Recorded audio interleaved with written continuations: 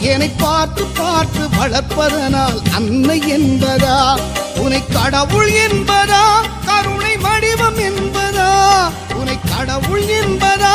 கருணை வடிவம் என்பதா?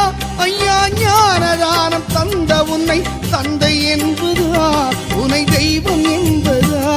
குருநாதன் என்பதா? என்னை பார்த்து பார்த்து வளர்ப்பதனால் அன்னை என்பதா?